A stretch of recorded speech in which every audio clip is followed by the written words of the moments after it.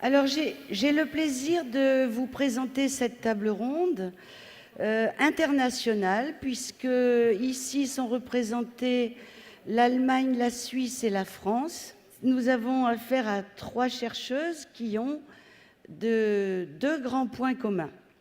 Le premier, c'est que chacune dans son pays étudie la formation professionnelle initiale et a le souci d'aller vers des comparaisons internationales. Le deuxième objectif, et c'est là leur originalité, c'est qu'elles ne se centrent pas tant sur les données objectives qui sont mesurables et que d'habitude on met toujours en avant dans ces études. Elles ont pour souci de mettre en avant dans leurs travaux de recherche le vécu des acteurs. Les acteurs, ce sont par exemple les apprentis, leurs maîtres d'apprentissage, leurs formateurs ou enseignants. Et elles en ont recueilli les avis.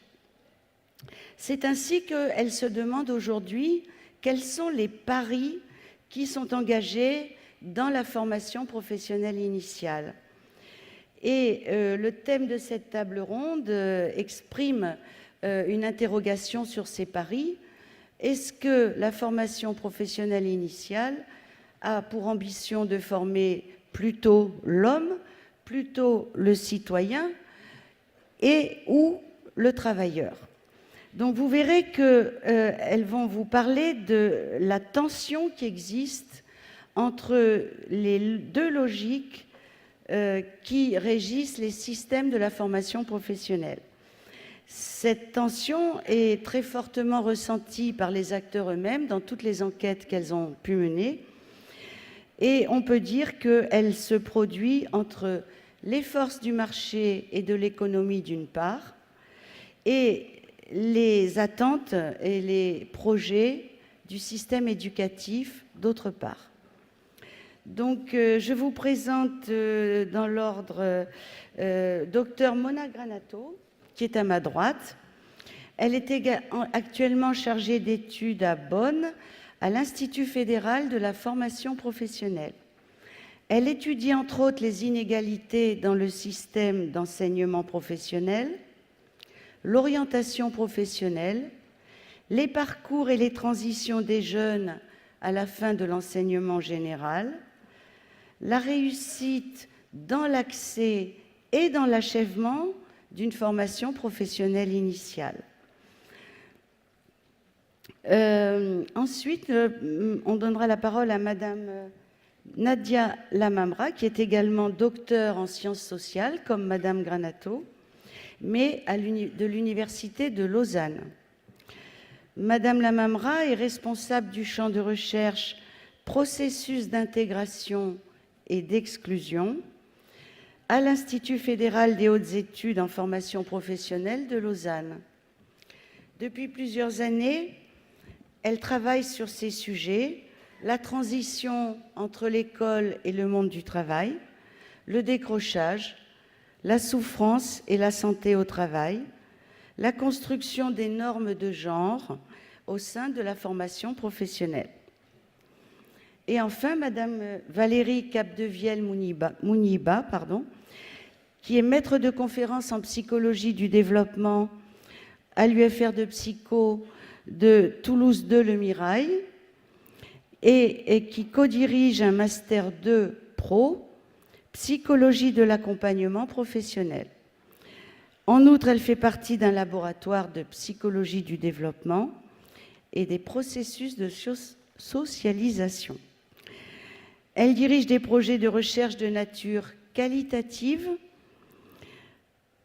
qui analysent les conditions de réussite des élèves et plus particulièrement celles des apprentis de niveau 5. Elle étudie leur rapport au savoir, la construction de leur parcours de formation, apprendre au pluriel. En tant qu'apprentis salariés, elle étudie leur discours et leurs ressentis. Voilà, je leur laisse la parole et à tout à l'heure. Merci pour cette présentation Merci pour cette invitation et ce soutien à l'organisation d'une table ronde internationale.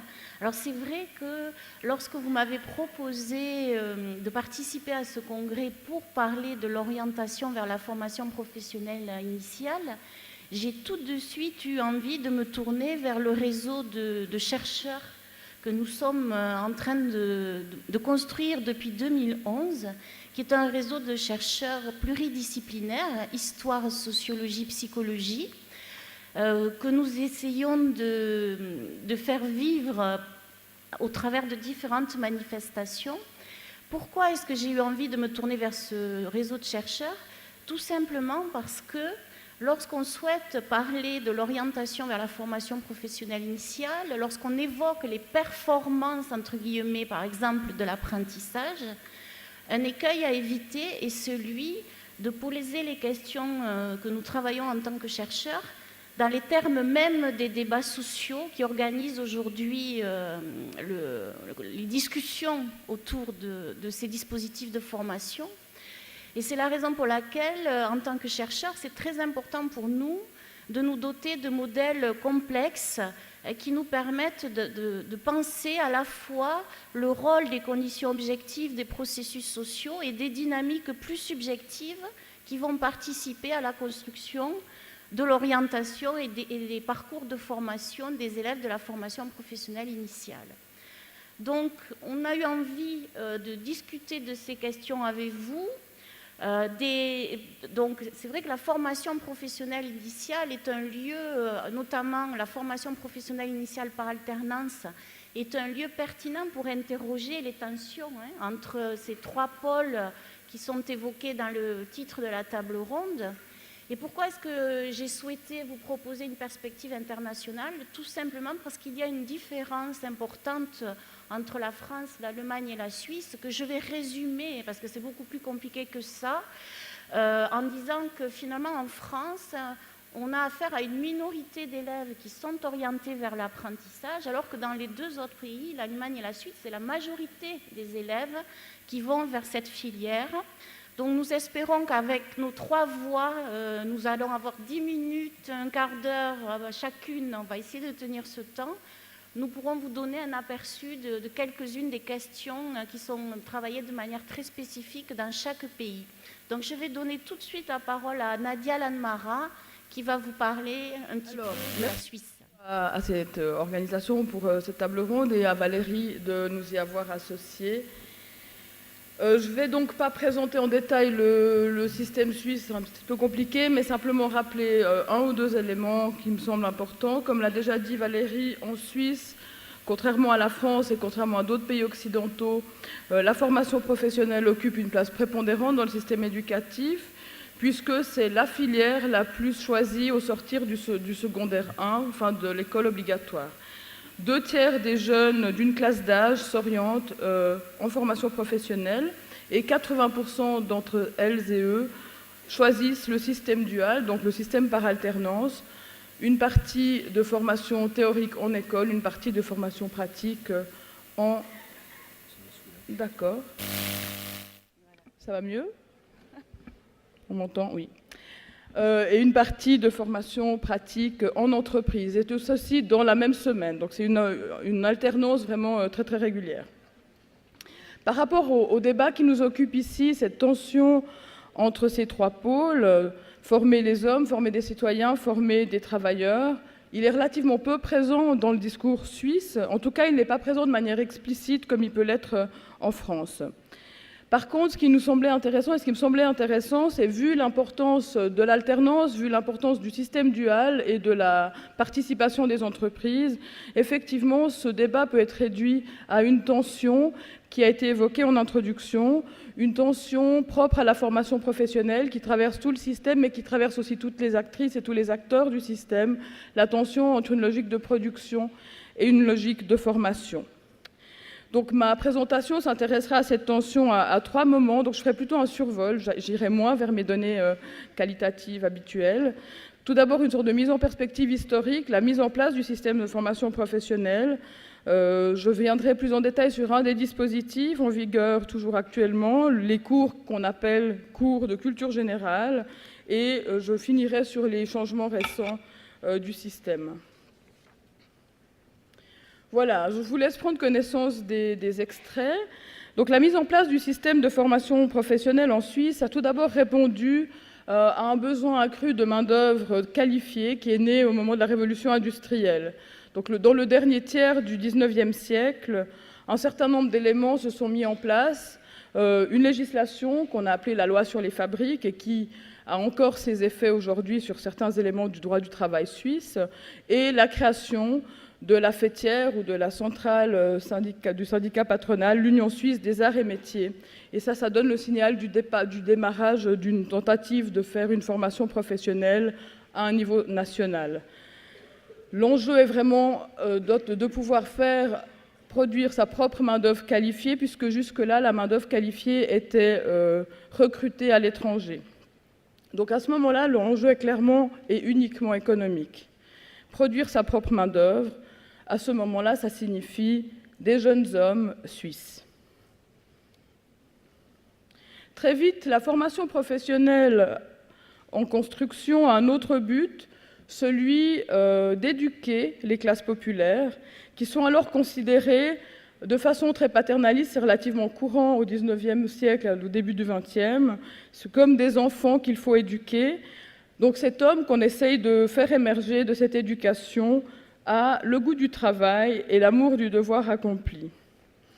Se mêlent donc à l'enjeu économique initial des enjeux d'acculturation à la norme dominante, de transmission des normes du travail, de l'ordre et du devoir.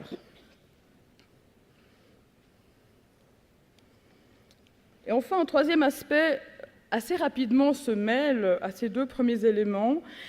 Au-delà de former des travailleurs et d'éduquer des hommes, il s'agit de contrôler les classes populaires qui sont perçues au tournant du XIXe au XXe siècle comme des classes dangereuses, ce notamment lorsqu'elles ne se cantonnent pas à rester dans la position dominée qui est la leur. Et bien sûr, c'est en lien avec le développement et l'émergence du mouvement ouvrier. Bon, c'est le cas partout en Europe et aussi en Suisse. Donc, dès le début de la formation professionnelle en Suisse, les enjeux se mélangent. La tension produire-former apparaît. Il s'agit de préparer des ouvriers qualifiés. Il s'agit qui peuvent rivaliser avec le personnel qualifié qui est engagé en dehors des frontières. Il s'agit également d'avoir une industrie concurrentielle, mais le volet formation est aussi présent, et ce dès le départ.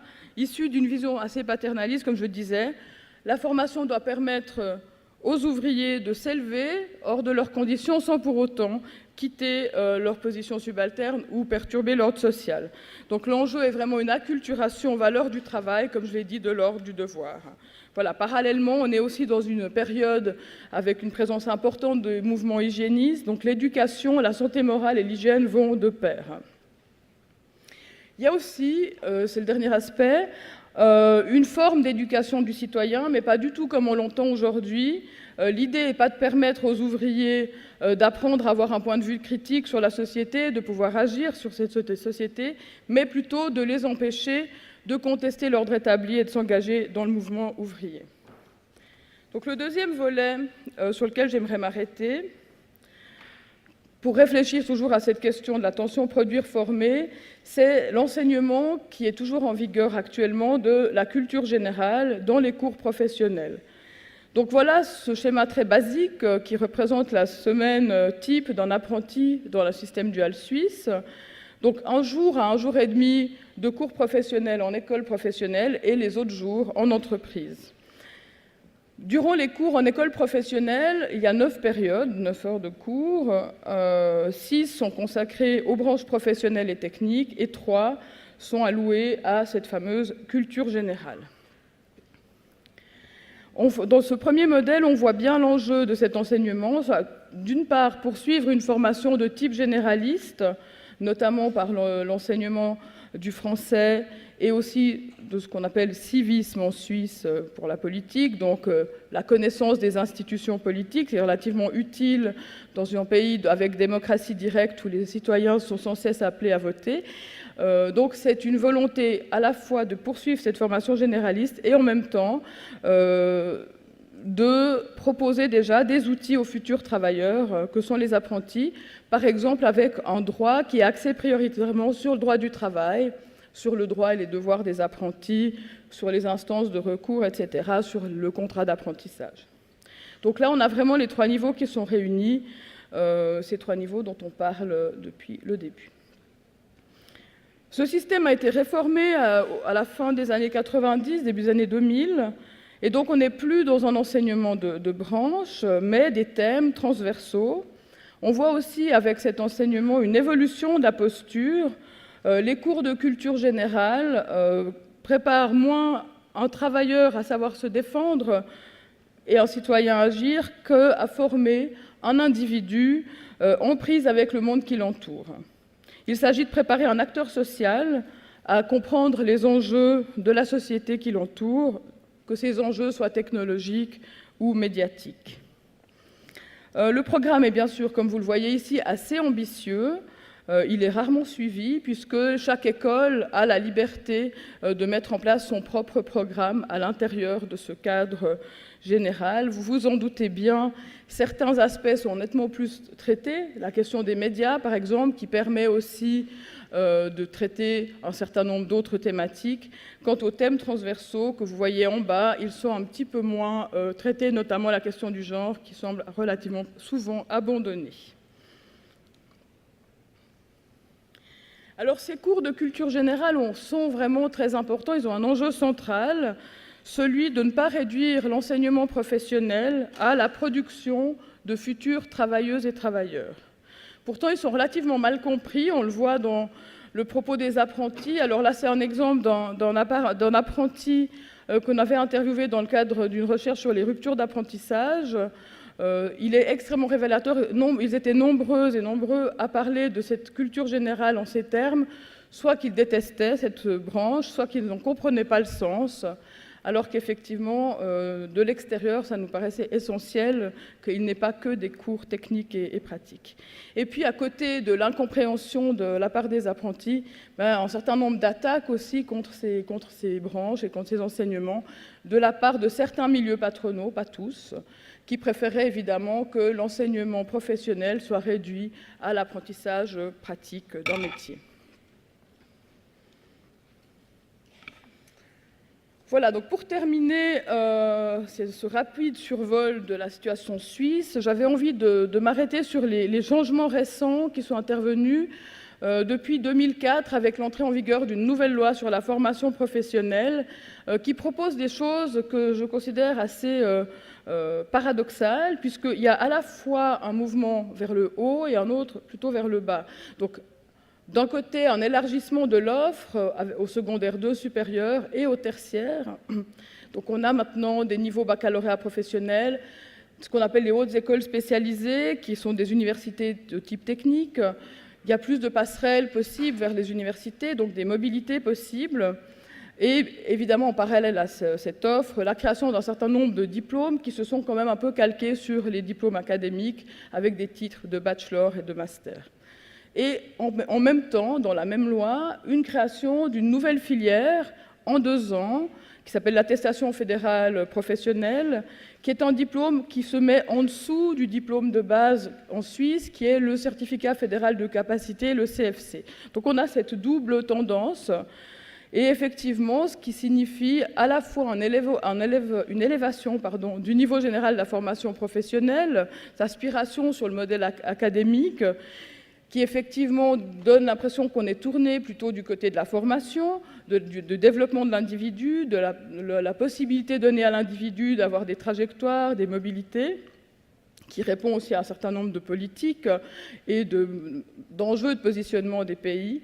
Je pense à PISA par exemple. Et puis de l'autre côté, la préparation d'une frange de jeunes qui sont moins qualifiés ou qualifiés de façon extrêmement spécialisée, puisque certaines de ces AFP, dans certains secteurs d'activité, sont sur une seule activité du métier. ce qui, bien sûr, semble répondre là plutôt au volet production et aux besoins d'un marché du travail qui a besoin de davantage de hiérarchie dans certains secteurs d'activité. Donc si le débat suisse ne se fait pas de façon aussi explicite, je vais peut-être souligner que la place des entreprises dans le système dual, la place des représentants du monde du travail dans le système de formation professionnelle, leur donne un poids considérable dans la discussion. Et effectivement, certains milieux patronaux posent bien la question de former des travailleurs, mais pas forcément sur la formation professionnelle, ils la posent en amont, et ils attendent de l'école obligatoire qu'elle réponde à cet impératif. L'enjeu et l'idéal pour eux serait effectivement d'avoir des jeunes qui arrivent en apprentissage en ayant déjà un certain nombre de notions techniques et pratiques, ce qui ferait d'eux tout de suite des travailleurs productifs plutôt que des jeunes en formation. Et puis simplement terminer en disant que ce qu'on oublie dans ces questionnements, c'est aussi les enjeux de la formation professionnelle, des enjeux qui ne sont pas des moindres, à savoir d'accompagner des jeunes, des adolescents, bien sûr dans leur passage vers le monde du travail, mais aussi dans leur passage vers le monde adulte. Je vous remercie. Merci.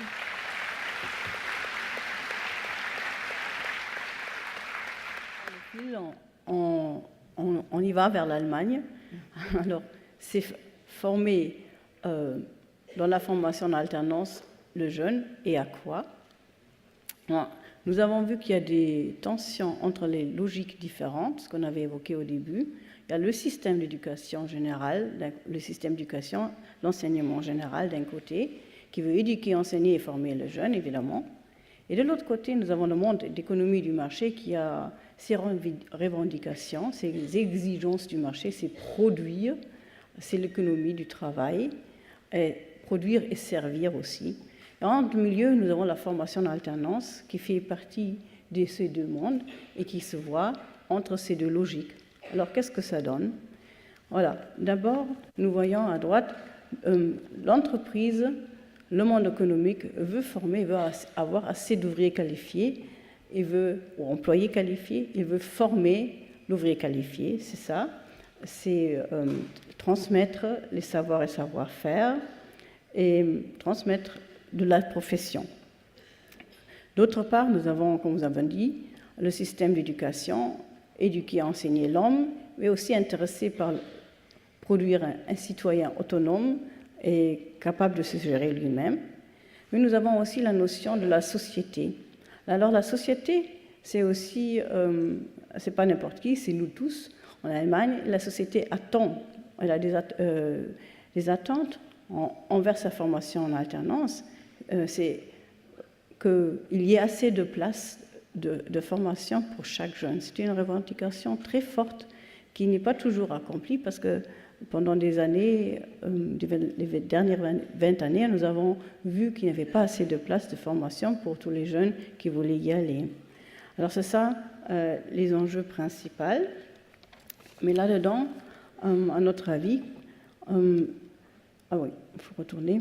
Nous voyons que ces logiques différentes, ces tensions entre ces logiques différentes, ils sont perçus dans les années, à partir des années 70-80, étant contradictoires.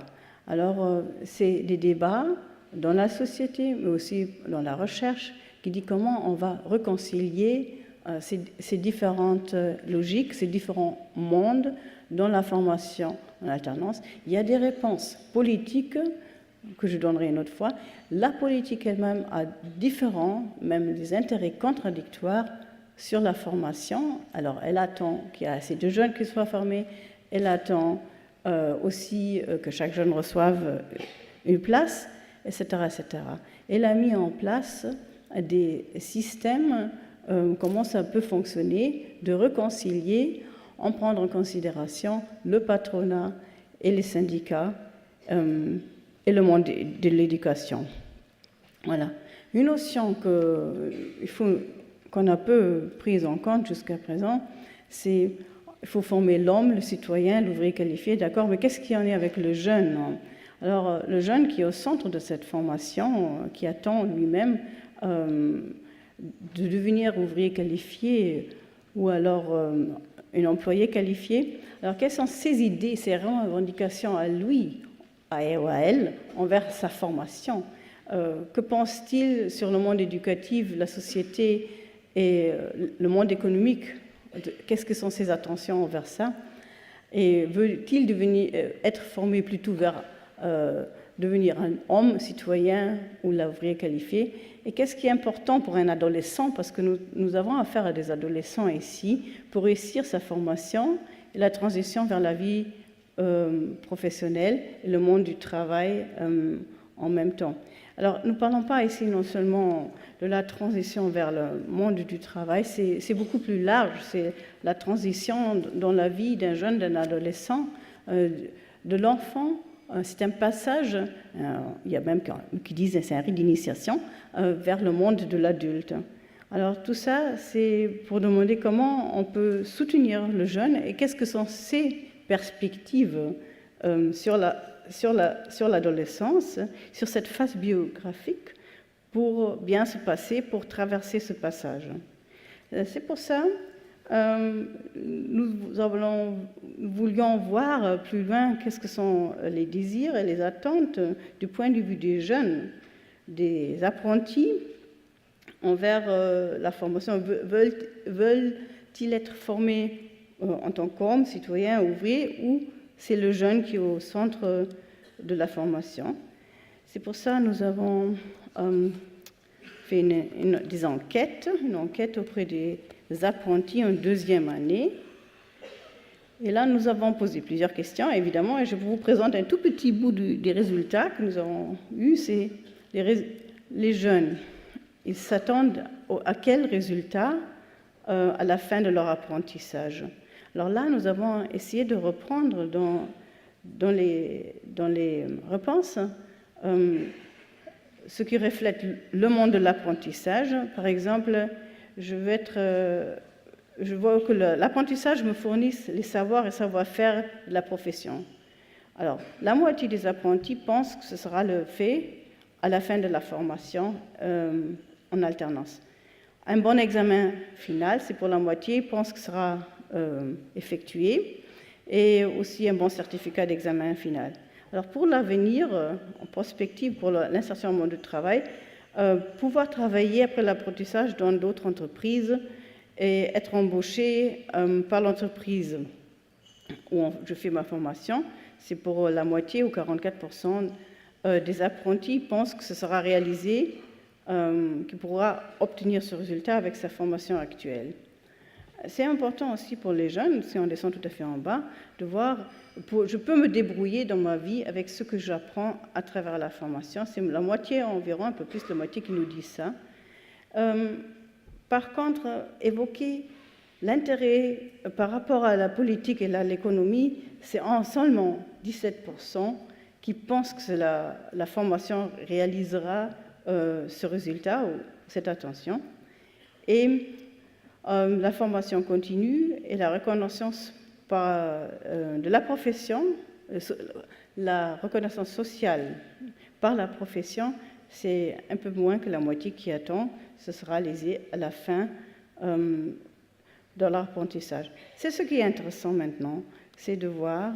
On a vu alors ce que les jeunes s'attendent que sera réalisé à la fin, mais maintenant nous allons voir en même temps, supplémentairement, quels sont les résultats qui sont importants pour les jeunes. Qu'est-ce qu'ils pensent c'est important pour moi? Et là, sont allés dans les chiffres de nouveau. Ce qu'on peut voir, c'est tout ce qu'on avait vu au début. Ça veut dire former l'homme, former le jeune, de se débrouiller, de passer à travers cette formation et de réussir son insertion dans le monde du travail et aussi à plus longue haleine. Tout ça, c'est beaucoup. Les jeunes jugent ça être beaucoup plus souvent être important pour eux qu'ils voient que ce soit réalisé pendant leur apprentissage. Ça veut dire que les jeunes apprentis en deuxième année, ils ont des attentes plus hautes que ceux qui pensent que ce serait réalisé à la fin de leur apprentissage. Voilà. C'est ça la vue des apprentis là-dessus.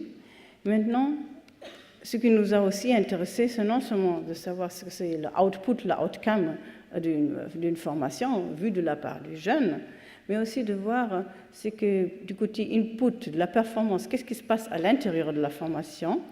Et c'est pour ça, là, je ne vous donne pas des résultats en détail, vu du temps, je vous donne un petit résumé. Alors, les apprentis sont très intéressés à une formation de bonne qualité à l'entreprise. Formateurs engagés, formatrices engagées, c'est très important pour eux. Et un bon environnement, un bon climat dans l'apprentissage. Il va être intégré non seulement dans le processus du travail et de formation, mais non aussi dans la communauté de l'entreprise. Ils nous disent toujours, ça c'est important, la reconnaissance pour une bonne performance de ce qu'ils font pendant l'apprentissage leur est important aussi. Ça veut dire, ce qu'ils désirent, c'est avoir assez de temps, c'est ça souvent ce n'est pas le cas, pour accomplir les tâches de formation d'entreprise. Ils désirent avoir l'opportunité et le temps d'expérimenter du neuf, des tâches nouvelles.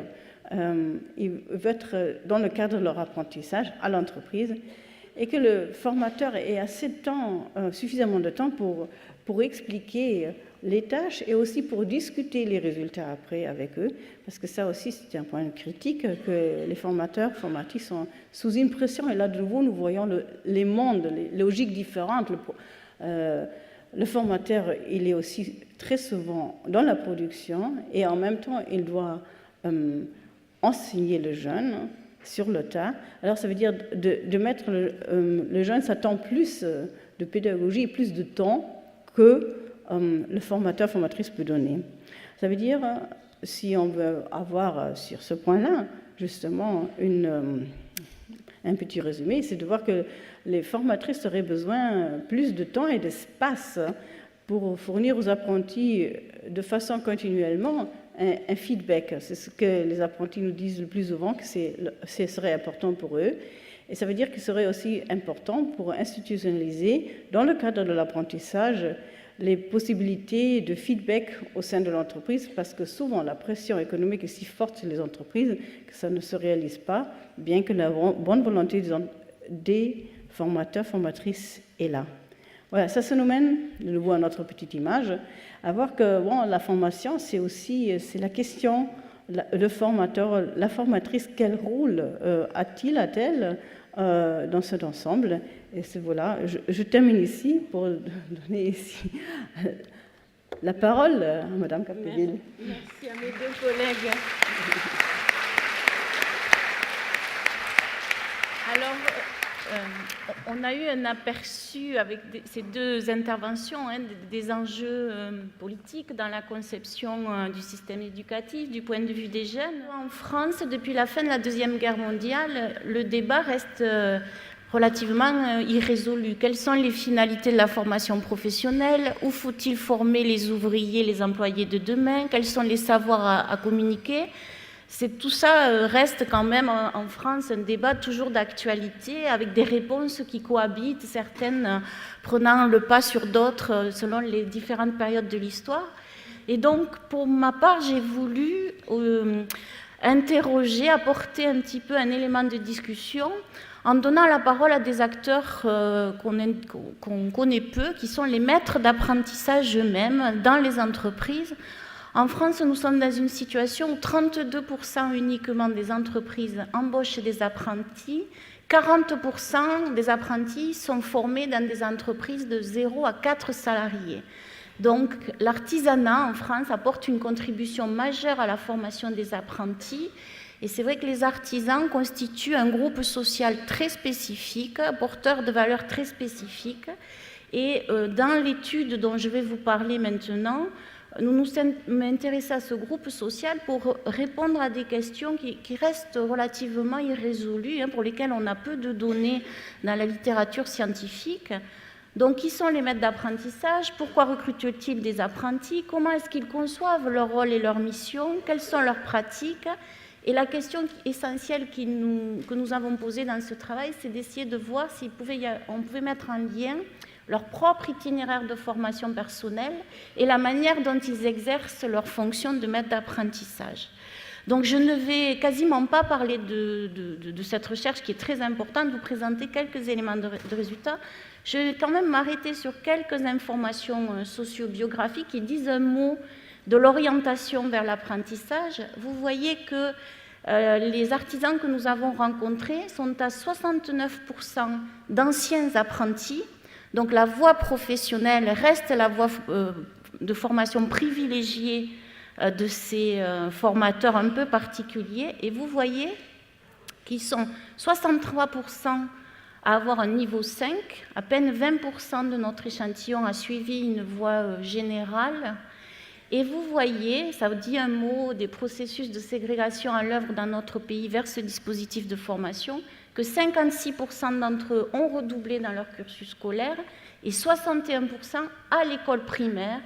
Donc on a quand même affaire à un public très proche des apprentis qu'ils forment, un public qui a lui-même connu des difficultés et un parcours très chaotique.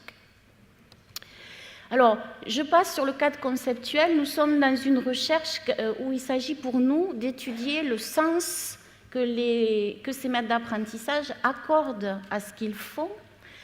Et donc, on est dans un schéma complexe où on ne s'est pas intéressé à la question des pratiques observables.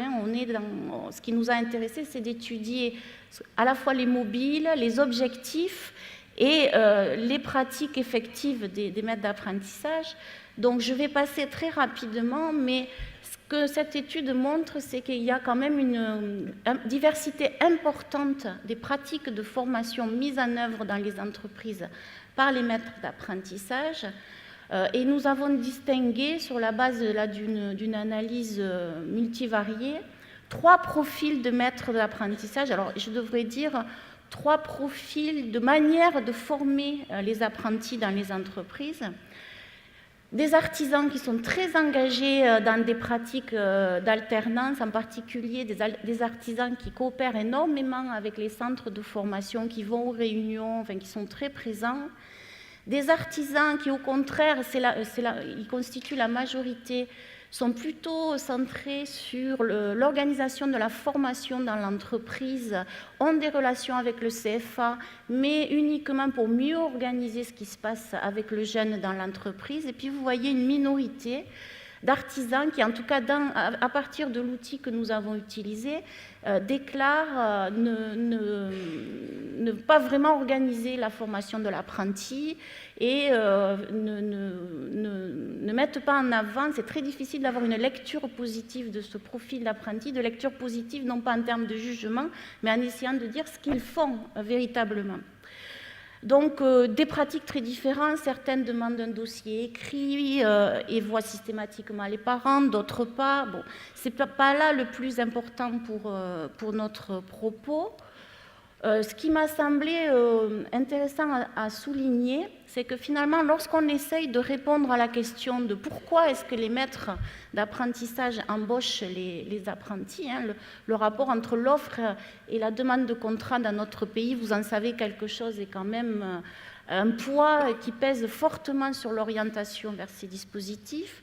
En fait, on se rend compte que pour ces maîtres d'apprentissage-là, si la logique de production est importante et toujours présente, on voit quand même un trait très caractéristique qui est la transmission des valeurs de l'artisanat, qui est très présente dans les pratiques.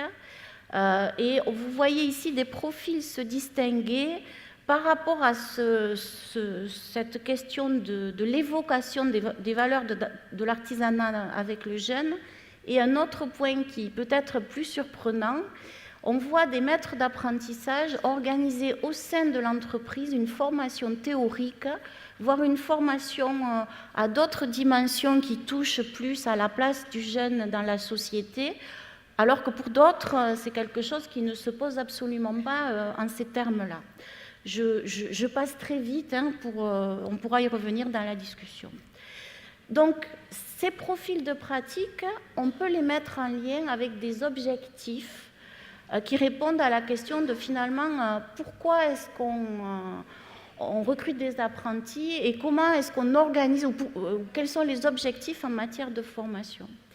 Alors, vous voyez que là aussi, on a trouvé 3 types de rapports à la fonction de maître d'apprentissage qui sont corrélés avec les profils précédents. Et donc, ce qui est très intéressant de repérer, c'est que vous voyez qu'en fait, qu'on soit dans un profil de pratique ou dans un autre, on a des motifs de recrutement extrêmement diversifiés. C'est-à-dire, qu'est-ce qui fait qu'on embauche un apprenti aujourd'hui? Ce n'est pas du tout la rationalité économique comme les incitations financières pourraient le donner à penser. Ce qui fait qu'un maître d'apprentissage embauche un apprenti aujourd'hui. Il faut que je termine. Voilà. On a commencé en retard. C'est vraiment des aspects qui touchent au développement personnel du maître d'apprentissage. C'est vraiment quelque chose, il s'agit d'apporter une dimension pertinente. Donc je conclus mon exposé.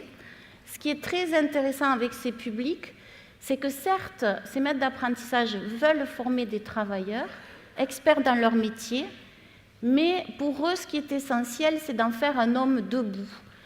Pour reprendre l'expression d'un maître d'apprentissage, c'est-à-dire que ce qui est essentiel, c'est de transmettre les valeurs de l'artisanat, l'amour, la passion du métier, et aussi aider un jeune éventuellement à poursuivre sa formation. Voilà. Bon, je ne vais pas le commenter davantage puisqu'il faut boucler, mais c'est quand même quelque chose qui montre, et c'est ce que nous voulions un petit peu illustrer dans cette table ronde avec ces regards rapides. C'est-à-dire que lorsqu'on réfléchit aux finalités tout simplement de la formation professionnelle, on voit aujourd'hui des pôles intermédiaires s'organiser entre faut-il former le travailleur, le citoyen, même si la logique économique et la logique éducative continuent à exister, il y a des pôles intermédiaires d'abord au plan politique. On voit comment aujourd'hui quand même ces systèmes sont repensés à la lumière du modèle de l'employabilité dans tous les pays européens. Et ce qui est intéressant de repérer, c'est comment les acteurs, eux, s'arrangent avec cette nouvelle conception de l'humain qui préside à ce modèle de l'employabilité. On voit par exemple comment les jeunes ont des attentes qui ne sont pas forcément prises en compte dans les dispositifs de formation, faire leur vie, avoir un métier, devenir adulte.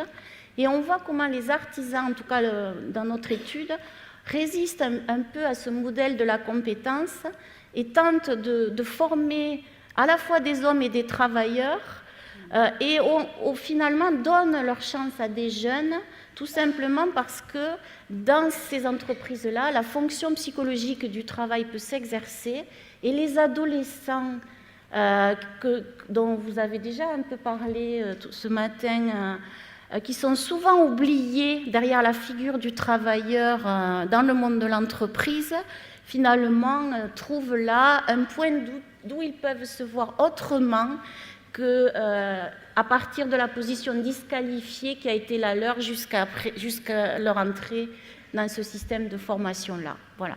Je m'arrête là pour ouvrir peut-être un peu la discussion si c'est possible.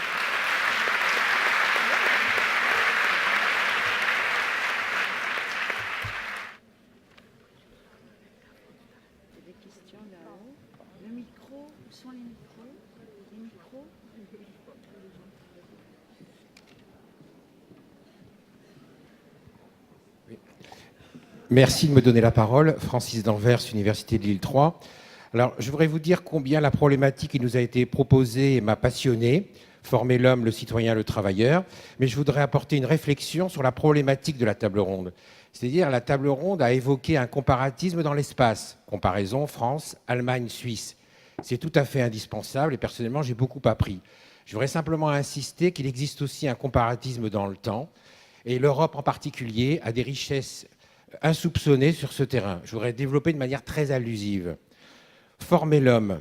On pourrait évoquer 2000 ans de christianisme sur la question de la dignité de l'homme, mais plus récemment, par exemple, les 900 considérations de Pic de la Mirandole, qui a beaucoup insisté sur la dignité de l'homme. Et donc tout ce qui a été dit depuis 2 jours sur le travail décent, la logique de l'honneur au sens de Diribarne, trouve sa source lointaine dans les origines du christianisme et de l'œuvre de Pic de la Mirandole au XVe siècle. Deuxième élément, former le citoyen. Bien entendu, on rappellera que la France est le pays de la Déclaration des droits de l'homme. Et restons modestes, nous avons beaucoup de leçons à apprendre de l'extérieur, parce qu'effectivement, on pourrait s'interroger sur, par exemple les droits effectifs pour les gens du voyage en matière d'orientation, la question des Roms aujourd'hui, etc., etc. Bref, faire preuve d'humilité, même si nous sommes le pays de la Déclaration des droits de l'homme.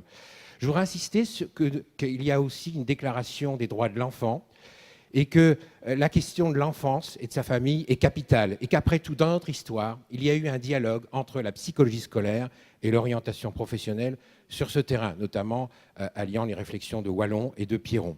Dernier élément, former le travailleur. Jean Guichard et bien d'autres ont beaucoup insisté sur le fait qu'il ne fallait pas associer le travailleur flexible, précaire et le salarié qui donne des droits. Donc je ne vais pas développer parce que cet aspect-là a beaucoup été développé, mais je voudrais quand même compléter la liste qui est loin d'être exhaustive. C'est qu'aujourd'hui, l'orientation est peut-être concernée aussi sur la formation du consommateur. En poussant notre caddie d'un côté ou d'un autre, nous orientons le destin de quantité d'êtres humains. Il existe un commerce éthique responsable et c'est le problème de l'éducation avec ses finalités, de se préoccuper aussi des attitudes des consommateurs. Dernier élément, nous avons la chance d'être dans une civilisation de vie prolongée. Et donc la question du temps libre, des seniors, etc., c'est un problème qui va se poser au XXIe siècle. Alors, ma question, je la pose. Seriez-vous d'accord sur cette hypothèse que je vous soumets? Est-ce qu'aujourd'hui, au XXIe siècle, il ne conviendrait pas de développer, de prendre au sérieux une vision globale de l'orientation consistant à enchasser ou encastrer, pour parler dans les termes de Polanyi, qui est l'auteur d'un bel ouvrage sur la grande transformation, d'encastrer ou d'enchasser l'orientation scolaire et professionnelle dans toutes les dimensions de l'orientation humaine. Et je vous en remercie. Merci. Est-ce qu'on peut... Merci pour cette contribution. Est-ce qu'on peut avoir la question? Il y avait une question là-haut. Oui. Serge Collard, je viens de Belgique et j'aurais voulu poser une question à notre collègue venant de Suisse. Je me suis laissé dire que les conseillers d'orientation en Suisse jouaient un rôle dans la recherche des lieux d'apprentissage pour les apprentis, ce qui diffère assez largement du rôle que l'on retrouve dans différents pays. Alors j'aimerais bien savoir si on m'a trompé ou si c'est une question tout à fait pertinente. Je vous remercie. Je vais répondre tout de suite. J'ai plus de voix. Oui, si ça revient. Effectivement, on ne vous a donc pas trompé. Les conseillères et conseillers en orientation participent au secondaire à trouver des places de stage. Le stage pré-professionnel est assez développé. Donc dans les deux dernières années de scolarité obligatoire, les jeunes vont faire des stages en entreprise et les conseillères en orientation les aident à trouver ces stages. Et puis depuis la réforme de 2002-2004, une partie des conseillères et conseillers en orientation travaillent aussi dans un dispositif qui s'appelle, voilà, en Suisse on adore l'anglais, donc le case management, donc gestion individuelle, pour suivre les jeunes qui présenteraient des difficultés à trouver une place d'apprentissage, mais aussi à s'orienter dans les différentes offres de structures de transition, d'aide spécifiques, de cours de soutien. Donc effectivement, les conseillers et conseillères en orientation jouent aussi ce rôle d'interface vers le marché du travail, vers le marché des places d'apprentissage.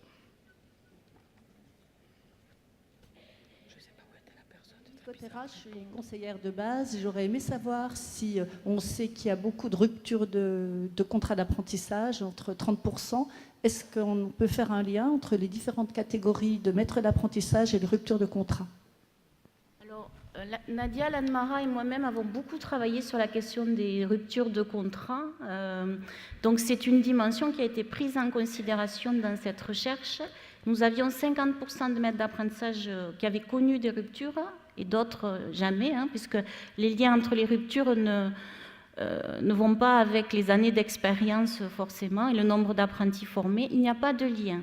Ça veut dire que cette recherche est très intéressante puisqu'elle montre qu'il n'y a pas de bonnes et de mauvaises pratiques et que lorsqu'on essaye de penser la question de l'orientation et de la réussite des apprentis vers ces dispositifs, il ne faut pas aborder cette question uniquement en termes de pertinence pédagogique ou de pertinence de la mise en œuvre de l'alternance, c'est-à-dire que vous coopériez avec le CFA ou pas, en matière de réussite des apprentis, en tout cas dans cette étude, il n'y a pas véritablement de lien.